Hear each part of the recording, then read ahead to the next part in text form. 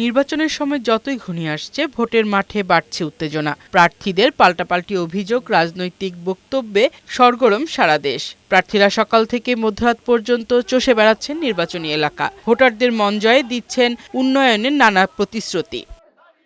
ঠাকুরগাঁয়ের নিজ নির্বাচনী এলাকায় পথসভা করেছেন বিএনপির মহাসচিব মির্জা ফখরুল ইসলাম আলমগীর। তিনি বলেন, সামনে নির্বাচনে দেশ গড়ার যে সুযোগ সৃষ্টি হয়েছে তা কাজে লাগাতে হবে। আমি আপনাদের পরিচিত লোক, 1991 সাল থেকে আমি আপনাদের সঙ্গে কাজ করছি। তারও আগে 86 সাল থেকে আমি পৌরসভার চেয়ারম্যান ছিলাম।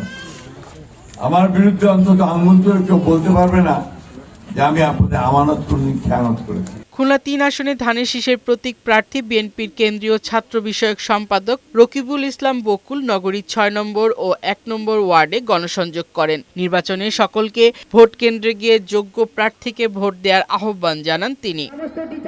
কুমিল্লায় ভোট থেকে গভীর রাত পর্যন্ত প্রার্থীরা ভোটারদের দুয়ারে দুয়ারে ঘুরছেন। এলাকার নানা সমস্যার কথা তুলে ধরে সমাধানের প্রতিশ্রুতি দেন। আবার কেউ কেউ প্রতিপক্ষের বিরুদ্ধে তুলছেন অভিযোগ।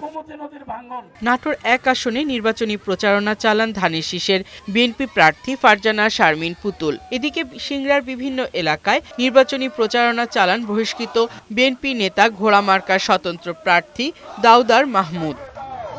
নোয়াখালী ১ আসনের জামাত মনোনীত প্রার্থী অধ্যক্ষ মাওলানা সাইফুল্লাহ বলেন, জামাত ক্ষমতায় গেলে দুর্নীতি ও চাঁদাবাজি মুক্ত সমাজ করবে।